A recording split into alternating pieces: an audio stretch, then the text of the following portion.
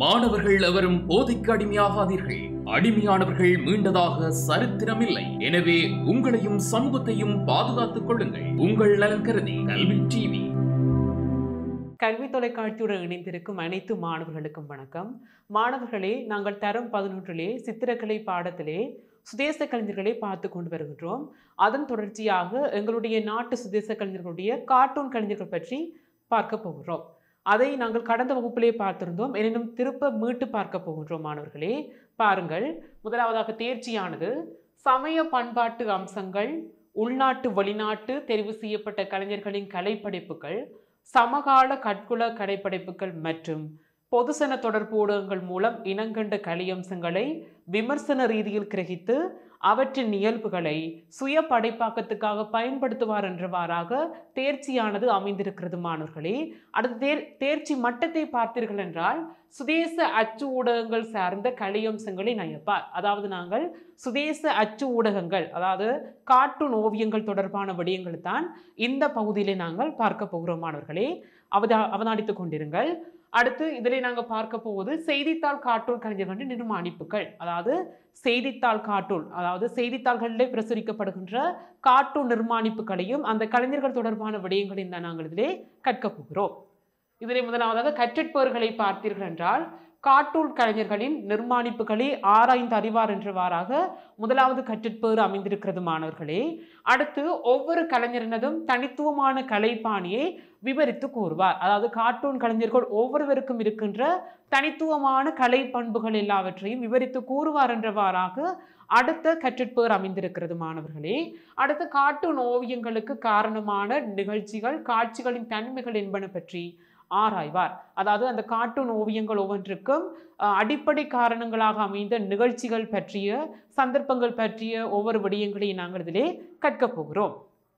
அடுத்து கார்ட்டூன் கலைஞர்கள் நிர்மாணிப்புகளிலே உள்ள தனித்துவமான கலை பண்புகள், அதாவது இந்த கார்ட்டூன் கலைஞர்கின்ற ஒவ்வொரு ஆக்கங்களையும், கார்ட்டூன் ஆக்கங்களையும் இருக்கின்ற தனித்துவமான கலை பண்புகளை பற்றி நாங்கள் இதிலே விரிவாக கற்க போகிறோம். மாணவர்களே தொடர்ந்தும் அவதானித்துக் கொண்டிருங்கள், அவற்றை குறித்து வைத்துக் கொள்ளுங்கள்.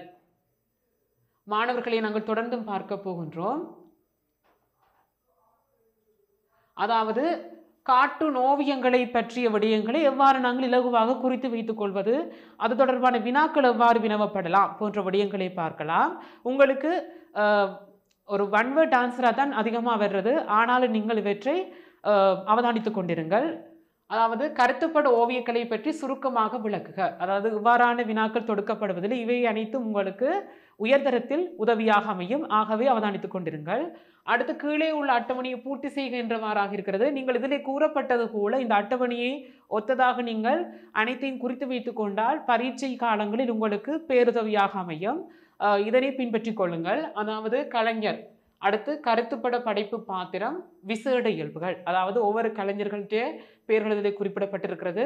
அடுத்து அந்த கலைஞர்கள் ஒவ்வொருவரும் அந்த ஒவ்வொரு கருத்து படைப்பு, அதாவது கார்ட்டூன் ஓவியங்களுக்கான அந்த ஒவ்வொரு பாத்திரங்கள் இயல்புகள், அந்த பாத்திரங்கள் தொடர்பான விடயங்களை நீங்கள் இதிலே குறிக்கக்கூடியதாக இருக்கும். அடுத்து விசேட இயல்புகள், அதாவது அந்த கார்ட்டூன் ஓவியத்தில் இருக்கின்ற விசேட இயல்புகள் போன்ற விடயங்களை நீங்கள் இவ்வாறு பிரித்து அட்டவணையாக வைத்துக் கொள்வதன் மூலம் இலகுவாக கற்றுக்கொள்ளக்கூடியதாக இருக்கும். அடுத்த மாணவர்களை நாங்கள் தொடர்ந்தும் கார்ட்டூன் ஓவியர்களையும் அவருடைய ஓவியங்கள் பற்றிய விடயங்களையும் இனி நாங்கள் தெளிவாக பார்க்கக்கூடியதாக இருக்கும். தொடர்ந்து முனைந்திருங்கள் மாணவர்களே. செய்தித்தாள்களை மையமாக கொண்டு உருவாகிய சிறப்பான ஒரு படைப்பாக்க கலைதான் கருத்துப்பட சித்திரக்கலை. அதாவது இந்த கருத்துப்பட சித்திரக்கலை, அதாவது கார்ட்டூன் ஓவியங்களாகன எதை மையமாக கொண்டு உருவாக்கப்பட்டதென்றால் செய்தித்தாள்கள். அதாவது தற்காலம் மட்டுமல்லாது அந்த காலத்தில் கூட இந்த கார்ட்டூன் ஓவியங்கள் செய்தித்தாள்களில் பிரசுரிக்கப்பட்டிருக்கிறது. அதை ஒட்டிதான் தற்காலத்திலும் அந்த கார்ட்டூன் ஓவியங்கள், அந்த கேலி சித்திர வடிவங்களில் அந்த அரசியல் சார்ந்த விடயங்கள் அதிக அளவில் தற்போது கூட பிரசுரிக்கப்படுகிறது. மாணவர்களை நீங்கள் அவதானித்தால் இதை நீங்கள் இலகுவாக அறிந்து கொள்ளக்கூடியதாக இருக்கும். அடுத்து இந்த செய்தித்தாள்களில் கருத்துப்பட சித்திரத்துக்கு சிறப்பான இடம் காணப்படுகிறது. அதாவது அந்த செய்தித்தாள்களில் முதலாவது பகுதியாக நீங்கள் முதலாவது பக்கங்களை பார்த்தீர்கள் அரசியல் சார்பான முக்கியமான விடயங்கள் அமைந்திருக்கும். அதே போல ஏனைய பக்கங்களில் நீங்கள் பார்த்தீர்கள் குறிப்பிட்ட சில பக்கங்களில் கார்ட்டூன் ஓவியங்களுக்கின்றி, அதாவது கேலி சித்திரங்கள், அதாவது அரசியல் சார்ந்த விடயங்களாக இருக்கலாம், நாட்டு நிலைமைகள் தொடர்பான விடயங்களாக இருக்கலாம், உலக சம்பந்தமான விடயங்களாக இருக்கலாம், கேலி சித்திரங்களாக கார்ட்டூன் வடிவத்திலே பிரசுரிக்கப்பட்டிருக்கும். அதை நீங்கள் அவதானிக்கக்கூடியதாக இருக்கும். அதற்கென்றும் ஒரு இடம் அதிலே ஒதுக்கப்பட்டிருப்பது ஒரு சிறப்பான அம்சமாக கொள்ளப்படுது மாணவர்களே. அடுத்து இந்த சில நேரங்களில் செய்தித்தாள்களில் ஆசிரியர் தலையங்கத்தை விடவும் கூடுதலான முக்கியத்துவம் கருத்துப்படத்துக்கு வழங்கப்படுவது உண்டு. அதாவது சில நேரங்களில் பார்த்தீங்கன்னா இந்த பத்திரிகை தாள்களில் அந்த அவர்கள் எடுத்த அந்த கருத்தை வெளிப்படுத்த முனைந்து அந்த கருத்துக்கான தலைப்பை விட அந்த கார்ட்டூன் ஓவியத்துக்கும் அந்த கார்ட்டூன் பாத்திரங்களுக்கும் மட்டுமே அதிகமான முக்கியத்துவம் கொடுக்கப்பட்டிருக்கு. அதை நீங்கள் தெளிவாக இனம் காணக்கூடியதாக இருக்கும் மாணவர்களே. அடுத்து பெருமளவு சொற்களை பயன்படுத்தி கூற வேண்டிய பல கருத்துக்கள் சொல்லி கூற வேண்டிய விடயங்களை ஒரு கார்ட்டூன் ஓவியத்தால் அதில் தெரிவித்திருப்பார்கள். அதாவது பெரிய பெரிய சொற்களை கொண்டு கூற வேண்டிய விடயங்களை அந்த கார்ட்டூன் ஓவியத்தையும் அந்த கார்ட்டூன் ஓவியத்தில் இருக்கின்ற கதாபாத்திரங்களையும் கொண்டு அந்த கருத்தை கூற முனைந்திருப்பார்கள். அதையும் நீங்கள் அறிந்து கொள்ளக்கூடியதாக இருக்கும் மாணவர்களே. இதெல்லாம் ஒரு கார்ட்டூன் ஓவியத்தின் பொதுவான ஒரு பண்பாக நாங்கள் கொள்ளக்கூடியதாக இருக்கு. தொடர்ந்து மாணவர்களே, இந்த கார்ட்டூன் ஓவியங்கள் எவற்றை குறிக்கோளாக கொண்டு உருவாக்கப்படுது? சரியா? அதாவது இந்த கார்ட்டூன் ஓவியங்கள் எதை குறிக்கோளாக கொண்டு உருவாக்கப்படுது, பிரசுரிக்கப்படுது போன்ற விடயங்களை தான் நாங்கள் தொடர்ந்தும் பார்க்க போகிறோம். பாருங்கள், அதாவது நடப்பு சமூகத்தின் சமூக, பொருளாதார, அரசியல், பண்பாட்டு சார்ந்த விடயங்களை தான் இந்த கார்ட்டூன் ஓவியங்களில் பிரதான மைய பொருளாக கொண்டு உருவாக்கப்படுகிறது. அதை நீங்கள் அவதானிக்கக்கூடியதாக இருக்கும். அதாவது எங்களுடைய இலங்கை நாட்டிலும் கூட சமகால பிரச்சனைகள் தொடர்பான விடயங்களும் அதிக அளவில் பிரசுரிக்கப்படுவதை நீங்கள் அவதானித்துக் கொள்ளக்கூடியதாக இருக்கும். அடுத்து மாணவர்களே, அந்த கருத்து படங்கள் என்றால் கார்ட்டூன் ஓவியங்கள். இந்த கார்ட்டூன் ஓவியங்கள் ஒரு தனித்துவமான சிறப்பியல்பு என்னவென்றால் எவரும் கிரகிக்கத்தக்கதாக இருத்தல். அதாவது எந்த ஒரு நபரும், அதாவது படித்தவர்களோ இடைப்பட்டவர்களோ படிக்காதவர்களோ யாராக இருந்தாலும் அவற்றை நான் ஏலவே கூறியிருக்கின்றேன், கார்ட்டூன் ஓவியங்கள் என்பது எழுத்துக்களால் பிரதிபலிப்பதாக இருக்காது. பொதுவாக அந்த கதாபாத்திரங்களை கொண்டே, அதாவது இந்த கார்ட்டூன் ஓவியங்களிலே சித்தரிக்கப்படுகின்ற கதாபாத்திரங்களை கொண்டே அந்த கருப்பொருள் வெளிப்படுத்தப்படும். ஆகவே அந்த கார்ட்டூன் ஓவியங்களை பார்த்தே அனைத்து சமூகத்தினரும் எல்லோருமே இலகுவாக விளங்கி கொள்ளக்கூடியதாக இருக்கும் மாணவர்களே. அடுத்து கருத்து படங்களின் வெற்றியும் கவர்ச்சியும் அதில் கலந்துள்ள விகடத்தன்மையின் வலிமையிலேயே தங்கியிருக்கும். அதாவது மாணவர்களே, கருத்து படம் ஒன்றுன்ற வெற்றி, வளர்ச்சி எல்லாவற்றுக்கும் ஒரு பிரதான காரணம், ஒரு ஊன்றுகோலாக அமைவது தான் விகடத்தன்மை. அதாவது விகடத்தன்மை என்பது ஒரு சிந்திக்க வைக்கின்ற ஒரு நகைச்சுவையான தன்மையை பாங்காக கொண்டதாக இருந்தால்தான் அந்த கார்ட்டூன் ஓவியமானது ஒரு வெற்றி பெறுவதாக அமையக்கூடியதாக இருக்கும். அனைத்து கேலி சித்திரங்களை பார்த்தீர்கள் என்றால், உதாரணமாக ஒரு அரசியல்வாதி ஒரு குறிப்பிட்ட ஒரு நபரை பற்றியதாக ஒரு சித்தரிக்கின்ற ஒரு கார்ட்டூன் ஓவியமாக இருந்தால் அவருடைய தோற்றப்பாடானது இயற்கையாக அமையாது. ஒரு சிரிக்க வைக்கின்ற ஒரு தன்மையுடையதாக அவருடைய தோற்றப்பாடானது கார்ட்டூன் ஓவியமாக சித்தரிக்கப்பட்டிருக்கும். ஆகவே அந்த ஒருவரை பார்க்க தூண்டுவது என்பது இதில் ஒரு முக்கியமான பிரதான அம்சமாக இருக்கிறது. ஏனெனில் அது ஒரு விகடத்தன்மையோடு சித்தரிக்கப்படுதல். அதாவது கார்ட்டூன் ஓவியங்கள் விகடத்தன்மையோடு சித்தரிக்கப்பட்டால்தான் அது அனைத்து வாசகர்களையும் சென்றடையும். அதனால்தான் இந்த செய்தித்தாள்களில் அந்த கார்ட்டூன் ஓவியங்களானது அந்த ஒரு விகடத்தன்மையை கொண்டதாக சித்தரிக்கப்படுவதை நீங்கள் அவதானிக்கக்கூடியதாக இருக்கும். அடுத்து மாணவர்களே, உருவங்கண்ட செயற்பாடு விகடத்தன்மை என்பன வெளிப்பாட்டின் மீது பங்களிக்கும் அம்சங்களாகும். அதாவது இந்த நான் ஏலவே கூறிய அந்த விகடத்தன்மை மட்டுமல்லாது அந்த கார்ட்டூன் ஓவியங்கள் ஒவ்வொன்றையும் அந்த ஒவ்வொரு உருவங்கண்ட செயற்பாடுகள், அதாவது ஒவ்வொரு உருவங்களும் எவ்வாறு செயற்படுகின்றது, சரியா, அந்த செயற்பாடு அந்த அசைவுகளை பொறுத்துத்தான் அந்த ஒரு வாசகனை கவர்கின்றது. அடுத்து சமூக அரசியல் நிலைமைகளை விவரணப்படுத்தும் போது அதாவது ஒரு சமூகத்தில் இருக்கின்ற பிரச்சனைகள், அடுத்த சமகால பிரச்சனைகள், அரசியல் நிலைமைகள் போன்ற விடயங்களை விவரிக்கும் போது அல்லது விவரணப்படுத்தும் போது அதற்காக குறித்த தனியார்களின் நடத்தை கூறுகளை கருத்து படங்களின் மிக சிறப்பாக வெளிக்காட்டலாம். அதாவது அதை ஏலவே கூறிவிட்டேன் மாணவர்களே, அந்த அரசியல் சார்பான விடயங்களோ சமகால சமூக பிரச்சனைகள் தொடர்பான விடயங்களோ இவற்றை நாங்கள் ஒரு கருத்து படத்தின் மூலம் கூற முனையும் போது அது எந்த ஒரு தனிநபரை சுட்டி காட்ட போகின்றதோ அந்த ஒரு நபரை ஒரு சிறப்பான முறையில் ஒரு நடத்தை கூறுகளோட சிறப்பான முறையில் காட்டப்பட்டால் அந்த கார்ட்டூன் ஓவியமானது ஒரு சிறப்பான ஒரு அம்சமாக செயற்படும். சரியா மாணவர்களே? அடுத்து சம்பவங்களை எடுத்து காட்டுவதற்காக மொழியை பயன்படுத்தும் விதமும் வேறுபட்டதாகும். அதாவது சில நேரங்களில் கார்ட்டூன் ஓவியங்களில் பார்த்தீர்கள் என்றால் அந்த ஒரு சம்பவத்தை வெளிப்படுத்துவதற்காக அவர்களிடையே ஒரு உரையாடல் பாங்கு ஏற்படுவது போல் அந்த மேலே எழுத்துக்கள் காட்டப்பட்டிருக்கு. அதுவும் ஒரு கார்ட்டூன் ஓவியத்தின் ஒரு பண்பாக கூறலாம். அதாவது சம்பவங்களை எடுத்து காட்டுவதற்காக எழுத்துக்களை, மொழிகளை, கருத்துக்களை பிரயோகிப்பது. சுரியமானவர்களே, அதாவது இலங்கை கருத்து படைப்பாக்க துறையின் முன்னோடி கலைஞர்கள். நாங்கள் இனி இவ்வளவு நேரம் நாங்கள் பார்த்தது கருத்துப்பட ஓவியங்கண்ட ஆரம்பம், வளர்ச்சி, அடுத்து அந்த கருத்துப்பட ஓவியங்கண்ட சில பொதுவான தனித்துவமான இயல்புகளை பற்றி பார்த்திருந்தோம். இனி மாணவர்களை நாங்கள் பார்க்க போவது இந்த அழகுக்குரிய அந்த கருத்துப்பட ஓவியங்களே சிறப்பாக இருந்த சில கலைஞர்களைத்தான் இனி நாங்கள் விரிவாக பார்க்க போகின்றோம். இதிலே நாங்கள் பார்க்கலாம், அதாவது இலங்கை கருத்துப்பட படைப்பாக்க துறையின் முன்னோடி கலைஞர்கள், அதாவது இலங்கை கார்ட்டூன் கலைப்படைப்பாக்க கலைஞர்கள் பற்றி பார்க்க போகிறோம். அதில் சிலர் இதில் குறிப்பிடப்பட்டிருக்கிறது. ஓப்ரி கொலட் ஜூனூஸ், அதாவது ஜூனூஸ், ஜிப்ரி ஜூனூஸ்ன்னு சொல்கிறது, விஜயசோம ஹமிலஸ் அல்லது ஹம்லஸ் பெரேரான்னு சொல்லப்படுதும். அடுத்து சி சிவஞான சுந்தரம் ஆகியோர் இதில் குறிப்பிடப்பட்டிருக்கிறார்கள். சரியானவர்களை மீண்டும் கூறுகிறேன், குறித்து வைத்துக் கொள்ளுங்கள். அதாவது இலங்கை கருத்துப்பட படைப்பாக்க துறையின் முன்னோடி கலைஞர்கள் ஓப்ரி கொலட், ஜிப்ரி ஜூனூஸ், விஜயசோம ஹமிலஸ் பெரேரா, சிவஞான சுந்தரம், சிவஞான சுந்தரம் போன்றவர்கள் இலங்கையின் கருத்துப்பட படைப்பாக்குத்துறையின் மிகச்சிறந்த கலைஞர்கள். இதை நாங்கள் முதலாவதாக பார்க்க போகின்றோம். யாரை பற்றி என்றால் ஓப்ரி கொலட், அதாவது ஓப்ரி கொலட் என்ற ஒரு சிறப்பு வாய்ந்த ஒரு கார்ட்டூன் கலைஞரை பற்றி பார்க்க போகிறோம்.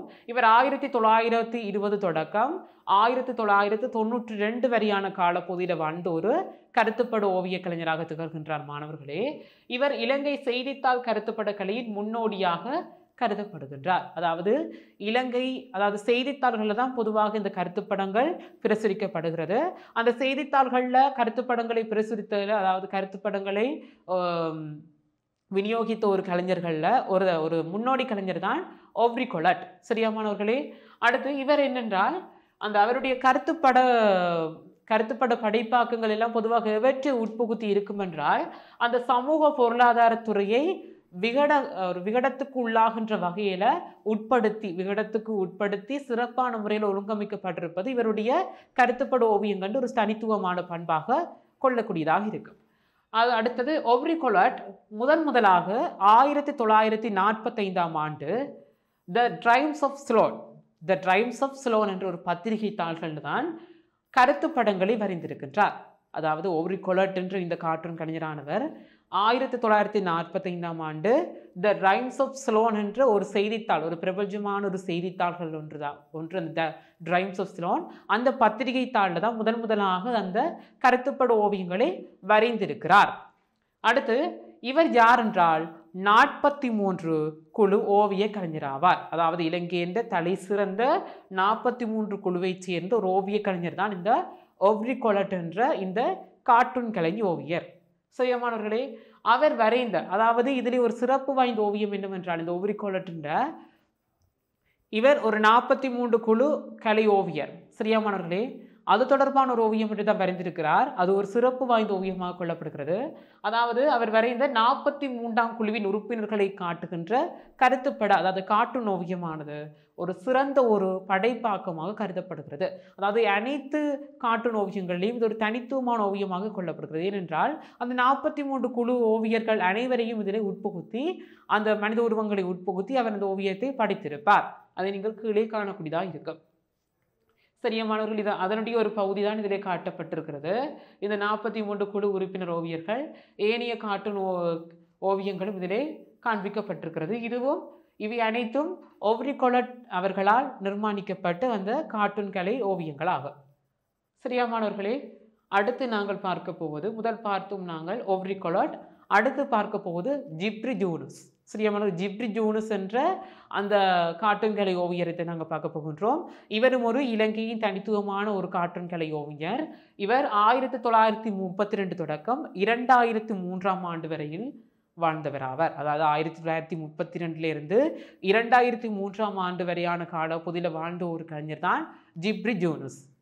அதாவது இவர் எவ்வாறான ஒரு கலைஞர் என்றால் ஓப்ரி கொலட், நான் ஏற்கனவே கூறி அந்த கார்ட்டூன் கலைஞரான ஓப்ரி கொலட் என்ற வழிகாட்டலின்படி ஒழுகி அரசியல் கருத்துப்பட கலைத்துறைக்கு ஒரு காத்திரமான ஒரு கார்ட்டூன் ஓவியராக விளங்குகின்றார். அதாவது அரசியல் சார்ந்த கருப்பொருள்களை உள்ளடக்கிய ஓவியங்களைத்தான் இவர் அதிக அளவிலே வரைந்திருக்கிறார். அதாவது ஜிப்ரி யூனுஸ் என்ற இந்த கலைஞரானவர் அரசியல் நிலைமைகள், அரசியல் பிரச்சனைகள் தொடர்பான விடயங்களைத்தான் அதிகமாக கார்ட்டூன் ஓவியங்களாக செய்தித்தாள்களில் பிரசுரித்திருக்கிறார். இவர் ஒவ்வொரு கொலட் அவர்களின் வழிகாட்டலின்படி தான் இந்த ஓவியங்களை வரைந்திருக்கிறார். அந்த வழிகாட்டலை பின்பற்றி சரியா. அடுத்து இவர் ஆரம்பத்தில் எந்த பத்திரிகை தாளில் பணியாற்றியிருக்கின்றார் என்றால் அத்த என்ற சிங்கள பத்திரிகையில பணியாற்றிய அவர் பிற்காலத்தில் டிராவய என்ற சிங்கள மொழி செய்தித்தாள்களில் பணியாற்றியிருக்கிறார். சிறியமானவர்களே, அதாவது இவர் ஆரம்பத்தில் அத்த என்ற சிங்கள பத்திரிகையில பணியாற்றியிருக்கிறார். அதைத் தொடர்ந்து பிற்கால பகுதியில் ராவய என்ற சிங்கள மொழி பத்திரிகையில பணியாற்றியிருக்கிறார் இந்த ஜிப்ரி யூனுஸ் என்ற இந்த கருத்துப்படப்பாக்க கலைத்துறை கலைஞர். அவரால் படைக்கப்பட்ட சுவாரஸ்யமான கார்ட்டூன் பாத்திரம் தான் அப்புஹாமி ஆகும். அதாவது பல கலைஞர்கள் பல்வேறுபட்ட கார்ட்டூன் கலை ஓவியங்களை வரைந்திருந்தாலும் அதில் இந்த ஜிப்ரி யூனுஸ் என்பவரால் வரையப்பட்ட இந்த ஒரு கார்ட்டூன் ஓவியத்தில் இருக்கின்ற ஒரு கதாபாத்திரம், அதாவது நீங்கள் பார்த்தீர்கள் என்றால் எங்களுடைய நடப்பு வாழ்க்கையில் கூட சில சின்ன திரையிலோ சரி வெள்ளித்திரையிலோ சரி நீங்கள் பார்த்த திரைப்படங்களை அதை உங்களுடைய பல்வேறுபட்ட கதாபாத்திரங்கள் நடித்திருந்தாலும் ஒரு சில கதாபாத்திரங்கள் கதை போக்கில் பார்த்தீர்கள் என்றால் உங்களை கவர்ந்திருக்கும். அதே போல பல்வேறுபட்ட கார்ட்டூன் ஓவியர்கள் பல்வேறுபட்ட கதாபாத்திரங்களை உள்ளடக்கி ஓவியங்களை வரைந்திருந்தாலும் அது ஜிப்ரி யூனுஸ் என்பவரால் வரையப்பட்ட அந்த அப்புஹாமி என்ற ஒன்று கதாபாத்திரமானது அந்த காலத்தில் மக்கள் மத்தியில் பிரபஞ்சம் அடைந்திருக்கிறது. சிறியமானவர்கள், ஏனென்றால் அந்த கதாபாத்திரம் சிறப்பான முறையில் அந்த கார்ட்டூன் ஓவியத்தில் சித்தரிக்கப்பட்டிருக்கிறது.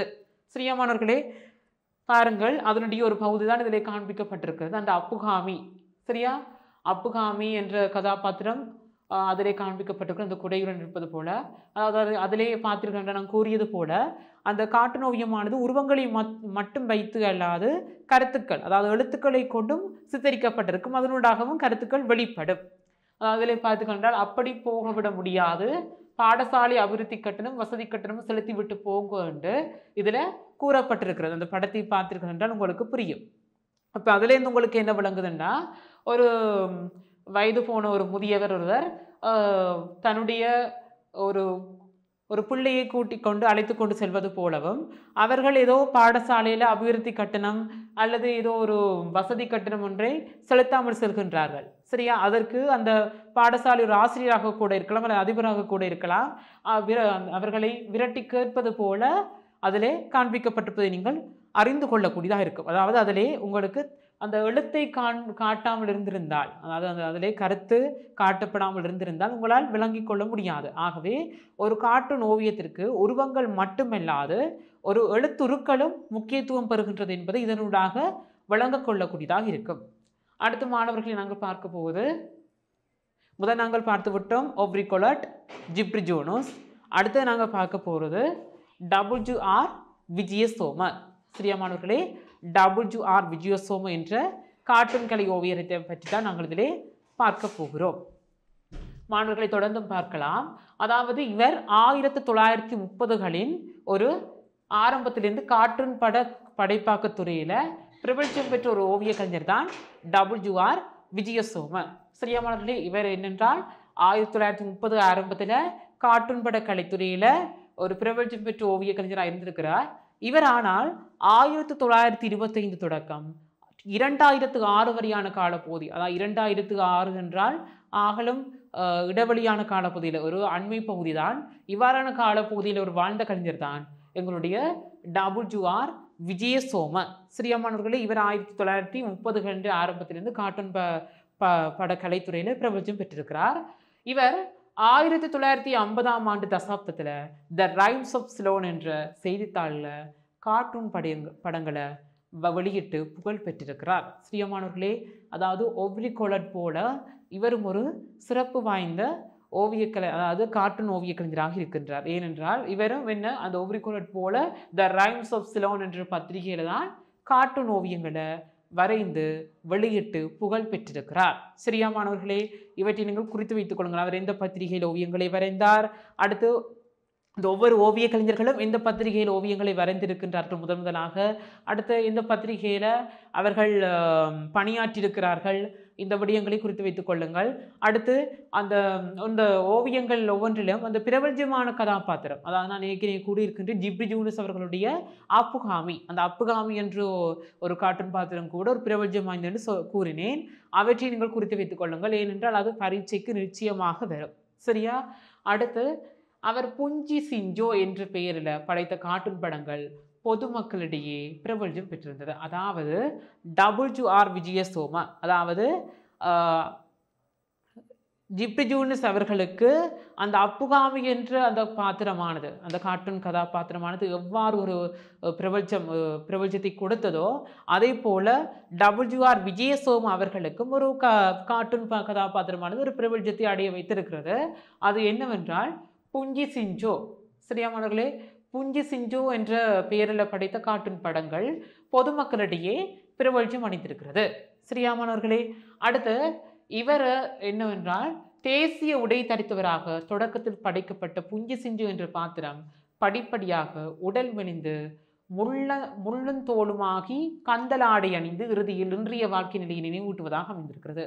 அதாவது இந்த புஞ்சி சிஞ்சோ என்ற அந்த கதாபாத்திரமானது எவ்வாறான தோற்றப்பாட்டை கொண்டிருக்கும் என்ற விடயத்தை தான் இதிலே கூறப்பட்டிருக்கிறது.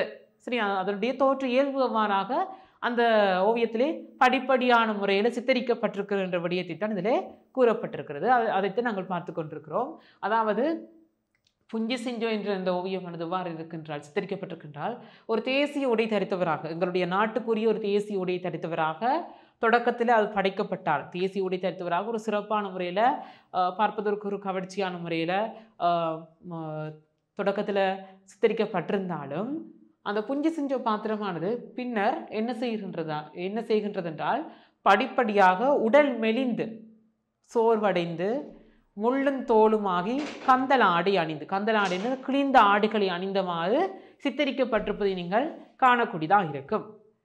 பாருங்கள் மாணவர்களே, இதிலே பார்க்கலாம் அந்த புஞ்சி சிஞ்சு அந்த ஓவியத்தின் ஒரு பகுதி, அந்த கதாபாத்திரம் அவருடைய உருவமானது காண்பிக்கப்பட்டிருக்கிறது. அது ஒரு மெலிந்த உடலை கொண்டதாகவும் அந்த கிழிந்த ஆடைகளோடு இருப்பது போன்ற ஒரு குடையோடு இருப்பது போல சித்தரிக்கப்பட்டிருக்கிறது. அதாவது அதிலே பாருங்கள் வாழ்க்கை செலவு என்றவாறாக அந்த ஒரு வசனம் அதிலே காண்பிக்கப்பட்டிருக்கு. அதாவது அவர் கூறுவது போல், அதாவது அவருடைய வாழ்க்கைக்கு தேவையான செலவுக்குரிய பணம் இல்லாத போல் இருக்கின்றது. அதை நாங்கள் இதிலே அறிந்து கொள்ளக்கூடிய இருக்கும். அதாவது ஒரு கார்ட்டூன் ஓவியத்திற்கு உருவங்களை போன்று அதாவது எழுத்துருக்களும் முக்கியத்துவம் பெறுகின்றதை நாங்கள் இதிலே அறிந்து கொள்ளக்கூடியதாக இருக்கும். தொடர்ந்தும் அடுத்ததில் பாருங்கள் அந்த மருந்து சரி வராது என்று வராக அதிலே காண்பிக்கப்பட்டிருப்பதையும் காணக்கூடியதாக இருக்கும். அதாவது அவருக்கு ஏதோ ஒரு நோய்வாய்ப்பட்டிருக்கின்றார். அந்த நேரத்தில் அந்த வைத்தியர் அந்த மருந்து இவருக்கு சரிவராது என்று கூறுவது போலவும் இதிலே காண்பிக்கப்பட்டிருப்பதை நீங்கள் அவதானிக்கக்கூடியதாக இருக்கும். மாணவர்களே, அடுத்த கார்ட்டூன் கலை ஓவியராக நாங்கள் பார்க்க போவது ஹாமிலஸ் பெரேரா. சரியா? ஒவரிகோலட், ஜிப்ரி ஜூனஸ், WR விஜயசோம கலைஞர்களை ஏலவே பார்த்து விட்டோம். இனி அதைத் தொடர்ந்து நாங்கள் பார்க்க போவது ஹாமிலஸ் பெரேரா. இவர் 1939 காலப்பகுதியில் வாழ்ந்திருக்கிறார். இவர் சமகால கார்ட்டூன் கலைஞர்கள் ஜனரஞ்சமான ஒரு கலைஞர் ஆவார். அதாவது சமகால கார்ட்டூன் கலைஞர்களில் ஒரு ஜனரஞ்சகமான ஒரு கலைஞராக திகழ்பவர் தான் இந்த ஹாமிலஸ் பெரேரா. சரியா மாணவர்களே? அடுத்து அவற்றில் WR விஜயசோமாக்கு ஒரு கதாபாத்திரம் எவ்வாறு பிரபல்யம் அடைந்ததோ அதே போல் ஜிப்ரி ஜூனஸ் அவர்களுக்கும் எந்த ஒரு கதாபாத்திரம் அப்புகாமி எவ்வாறு பிரபல்யம் அடைந்ததோ அதே போல் இந்த ஹாமிலஸ் பெரேராவுக்கும் ஒரு படைப்பாக்கும் கதாபாத்திரமானது சிறப்பான ஒரு பிரபல்யத்தை அடைய வைத்திருக்கிறது. அது என்னவென்றால் ஹஜமீன். சரியா? அந்த ஹஜமீன் என்ற கதாபாத்திரமானது ஜிப்ரி ஜூனஸ் ஹாமிலஸ் பெரேரா அவர்களுடைய ஒரு சிறப்பு வாய்ந்த ஒரு பிரபல்யமான ஒரு கதாபாத்திரமாக அமைகின்றது. அது அவரை மக்கள் மத்தியில் அந்த கார்ட்டூன் ஓவியத்தை கொண்டு சென்றிருக்கிறது. அடுத்து அதைவிட சிரிபிரிஸ், தக்வத் பத்மாவதி, மகோடிஸ்துமா, தட்டோ, டிக்கா, தொங்சேதங், சிமோனா, லபயா, ஹொட்டிங் ஐயா, ஸ்வீட்டி, செல்லங்சின போன்றவை இவருடைய பெரிதும் பிரபல்யம் வாய்ந்த கதாபாத்திரங்களாக அமைகின்றது. அதாவது ஏனைய கலைஞர்களுடைய கதாபாத்திரங்களை பார்த்துக்கின்ற ஒவ்வொரு பாத்திரங்கள்லாம் பிரபஞ்சமாக பேசப்பட்டிருக்கிறது. ஆனால் இவருடைய இந்த கமலேஷ் பெரேரா அவர்களுடைய பல்வேறுபட்ட கதாபாத்திரங்கள் மக்கள் மத்தியில் கவர்ந்து பேசப்பட்டிருக்கிறது. ஆகவே சில கார்ட்டூன் கதாபாத்திரங்களை குறிப்பிடுகின்ற வினாக்கள் தொடுக்கப்பட்டால் இவை உங்களுக்கு பேருதவியாகவும் மீண்டும் கூறுகிறேன், இவற்றை குறித்து வைத்துக் கொள்ளுங்கள். அதாவது கமலேஷ் பெரேரா அவர்களுடைய மிகவும் பிரபஞ்சமான ஒரு பாத்திரம்தான் ஹஜமீன். அதை விட சில பாத்திரங்கள் இருக்கின்றது. அதாவது சிரிபிரிஸ், தக்வத் பத்மாவதி, மகோடிஸ்துமா, பட்டோ, டிக்கா, தொங்சேதங், சிமோனா, லபயா, ஹொட்டிங்கையா, ஸ்வீட்டி, செல்லங்சேன போன்றவை கமலேஷ் பெரேரா அவர்களுடைய மிகவும் பெரிதாக பேசப்பட்ட பிரபஞ்சம் வாய்ந்த கார்ட்டூன் பாத்திரங்கள் ஆகும். சரியா மாணவர்கள், இதில் பாருங்கள், அந்த கமலேஷ் பெரேரா அவர்களுடைய ஒரு ஓவியத்தின் பகுதி, அதாவது சிரிபிரிஸ். சரி, அந்த சிரிபிரிஸ் என்ற அந்த கார்ட்டூன் பாத்திரம் தொடர்பான விடயத்தை இதில் நீங்கள் காணக்கூடியதாக இருக்கும். அதாவது சில எழுத்துருக்களும் காண்பிக்கப்பட்டிருக்கிறது, அதனோடாக நீங்கள் விளங்கிக் கொள்ளக்கூடியதாக இருக்கும். அதாவது சாமான் விலை ஏறி போச்சு சார், அதாவது பொருட்களுடைய விலைகள் ஏறி போச்சு சார் என்று ஒருவர் கூறுவது போல இதில் காண்பிக்கப்பட்டிருக்கிறது. அதுக்கு அதாவது சிபிரிஸ் தான் கூறியிருக்கிறார். அதற்கு ஒருவர் கூறுகின்றார், நான் உடனே தீர்வு காணுவேன் சிரிபிரிஸ் என்றும். அடுத்த தலை காட்டி வாங்க போகிறார். அடுத்த வேலை சரிதானே மகோடி சார், அடுத்த தற்காலிக தீர்வு கிடைத்திருக்கிறது, இப்போதைக்கு எங்களுக்கு சம்பள அதிகரிப்பும் வாகன பெயர்மிட்டும் கிடைத்திருக்கிறது என்றவாறான சில எழுத்துருக்கள் இதிலே காண்பிக்கப்பட்டிருக்கிறது. அதாவது அந்த காலத்தில் நிலவிய அந்த பொருளாதார ரீதியான சிக்கல்கள் அவற்றை தான் இந்த கார்ட்டூன் ஓவியமானது சித்தரிக்கிறது. அதாவது சிரிபிரிஸ் என்ற இந்த கார்ட்டூன் கதாபாத்திரனூடாக நீங்கள் அறிந்து கொள்ளக்கூடியதாக இருக்கும். பாருங்கள், சில கார்ட்டூன் ஓவிய படைப்புகள் இதில் காண்பிக்கப்பட்டிருக்கிறது. அடுத்த மாணவர்களை நாங்கள் பார்க்க போவது சி சிவஞான சுந்தரம். இவருக்குரிய மறுபெயர் சிரித்திரன் சுந்தர். சரியா மாணவர்களே, சிவஞான சுந்தரத்தை பற்றி தான் நாங்கள் இனி பார்க்க போகிறோம். அவரும் ஒரு இலங்கையின் ஒரு புகழ்பூத்த கார்ட்டூன் கலை ஓவியர். அவருடைய மறுபெயர் என்னவென்றால் சிரித்திரன் சுந்தர். சரியா, இவர் எந்த காலப்பகுதியில் வாழ்ந்திருக்கின்றார் என்றால் 1924 தொடக்கம் 1996 வரையான காலப்பகுதியில் வாழ்ந்த ஒரு புகழ்பெற்ற கார்ட்டூன் ஓவிய கலைஞர். அவரை பற்றி தான் நாங்கள் இனி பார்க்க போகிறோம். அவருடைய ஓவியங்கள், அவருடைய தனித்துவமான பண்புகள், அவருடைய பாத்திரம் எவ்வாறு பிரபஞ்சம் அடைந்திருக்கிறது போன்ற விடயங்களை பார்க்க போகிறோம். அதாவது 1924 தொடக்கம் 1996 வரையான காலப்பகுதியில் வாழ்ந்த ஒரு பிரபஞ்சம் வாய்ந்த ஒரு தமிழ் கார்ட்டூன் ஓவிய கலைஞர்கள். அவர்களெல்லாம் நாங்கள் ஏழவே படித்த ஓவிய கார்ட்டூன் கலைஞர்கள் எல்லாம் சிங்கள ஓவிய கலைஞர்கள். ஆனால் இவர் ஒரு தமிழ் ஓவிய கலைஞர், சிவஞான சுந்தரம் அல்லது சிரித்திரன் சுந்தர். இவர் சித்திரக்கலை தொடர்பாக பம்பாய் சர் ஜே கலைக்கல்லூரியில் பயிற்சி பெறுகின்றார். அதாவது சித்திரக்கலை தொடர்பான விடயங்கள் எங்கே இவர் பயிற்சி பெறுகின்றார் என்றால் பம்பாயில் இருக்கின்ற, பம்பாய் என்று இந்தியாவில் இருக்கின்ற ஜே கலைக்கல்லூரியில் கற்றுக்கொள்கிறார். பிறகு இந்தியாவிலே இருந்த காலத்தில் திரு ராஜா ரவிவர்மா அவர்களிடம் சித்திரம் வரைவதில் தேர்ச்சி பெறுகிறார். அதாவது ராஜா ரவிவர்மா பற்றிய விடயங்களை நாங்கள் உயர்ந்த சித்திரக்கலையிலே கற்றுக்கொள்ளக்கூடியதாக இருக்கும். ஆகவே இந்த ராஜா ரவிவர்மா அவர்களிடம் இருந்து கூட இந்த சிரித்திரன் சுந்தர் என்று அழைக்கப்படுகின்ற சிவஞான சுந்தரம் அவர்கள் ஓவிய கலைகளை அந்த இந்தியாவில் வாழ்ந்த காலப்பகுதியில் கற்றிருக்கிறார். அடுத்து அவர் எந்தெந்த செய்தித்தாள்களில், அதாவது இந்தியாவில் வாழ்ந்தார், அதனால் அங்கு இருக்கிற செய்தித்தாள்களில் ஓவியங்களை வரைந்திருக்கிறார், அந்த கார்ட்டூன் ஓவியங்களை வரைந்திருக்கிறார். அதாவது என்னென்னவென்றால் லோக சத்த என்ற மராட்டிய மொழி செய்தித்தாள்லையும், பிளிட்ஸ் என்ற செய்தித்தாள்கள்லையும், அடுத்த ஹோஞ்ச் ஆகிய ஆங்கில செய்தித்தாள்கள்லையும், பல தமிழ் செய்தித்தாள்கள்லையும் இவர் தன்னுடைய கார்ட்டூன் ஓவிய கலையை பரப்பியிருக்கின்றார். சரியா மாணவர்களே, அதாவது மராட்டிய செய்தி பத்திரிகையில் ஓவியம் வரைந்திருக்கின்றார், ஆங்கில பத்திரிகையில் ஓவியம் வரைந்திருக்கின்றார், அடுத்த தமிழ் பத்திரிகைகளையும் இந்த கார்ட்டூன் ஓவியங்களை வரைந்திருக்கிறார். சரியா மாணவர்களே, இவர் 33 வருடம், அதாவது 33 வருட கால பகுதிகளாக சிரித்திரன் என்ற செய்தித்தாளை வெளியிட்டதோடு அந்த செய்தித்தாளுக்கு கார்ட்டூன் படம் வரைந்ததால் தான் இவர் சிரித்திரன் சுந்தர் என்று அழைக்கப்படுகிறார். அதாவது இவருக்குரிய பேர் சிவஞான சுந்தரம், சி சிவஞான சுந்தரம். ஆனால் இவருக்கு மறுபெயர் இருக்கின்றது சிரித்திரன் சுந்தர். அந்த சிரித்திரன் சுந்தர் என்ற பெயர் வருவதற்கான காரணம் என்னவென்றால் 33 வருட காலமாக சிரித்திரன் என்ற செய்தி பத்திரிகை தாழ இவர் வெளியிட்டிருக்கிறார். அடுத்து அவரால் படைக்கப்பட்ட சவாரி தம்பர், சின்ன குட்டி, மைனர் மச்சான் போன்ற பாத்திரங்கள் ஜனரஞ்சகமானவை. சரியா? அதுவும் ஒரு பிரபஞ்சம் வாய்ந்த கார்ட்டூன் பாத்திரங்களாக இருந்து வருகிறது. அதாவது சிரித்திரன் சுந்தரம், சிவஞான சுந்தரம் அவர்களால் படைக்கப்பட்ட அந்த சவாரி தம்பர், சின்ன குட்டி, மைனர் மச்சான் போன்ற கதாபாத்திரங்கள். சரியா மாணவர்களே? இதிலே பாருங்கள், சிரித்திரன் சுந்தர் அவர்களுடைய சில கார்ட்டூன் ஓவியங்கள் இதிலே காண்பிக்கப்பட்டிருப்பதை நீங்கள் அவதானிக்கக்கூடியதாக இருக்கும். ஏழ்மை நிலையினை எடுத்து காட்டுவது, அடுத்தது ஒரு வீரனை காட்டுவது போன்ற கார்ட்டூன் ஓவியம், அது ஒரு நகைச்சுவையை சார்ந்ததாக சித்தரிக்கப்பட்டிருப்பதை நீங்கள் காணக்கூடியதாக இருக்கும் மாணவர்களே. சரி மாணவர்களே, நாங்கள் இவ்வளவு நேரமாக தரம் 11 சித்திரக்கலையில் உள்ளடங்குகின்ற ஒரு பகுதியான கார்ட்டூன் ஓவியங்கள், கருத்துப்பட கலைத்துறை தொடர்பான விடயங்களை பார்த்திருந்தோம். அது ஓவிய கலைஞர்களும் அவர்களுடைய தனித்துவமான அந்த ஓவிய கலை பாணிகளையும் அந்த ஓவியங்களை தொடர்பான விடயங்களை பார்த்திருந்தோம். தொடர்ந்து முனைந்திருங்கள் கல்வி தொலைக்காட்சியுடன் மாணவர்களே. நன்றி. கல்வி டிவியில் புத்தம்புது நிகழ்ச்சிகளை உடனுக்குடன் பார்த்து மகிழ எமது ஃபேஸ்புக் மற்றும் யூடியூப் பக்கத்தை லைக் செய்யுங்கள்.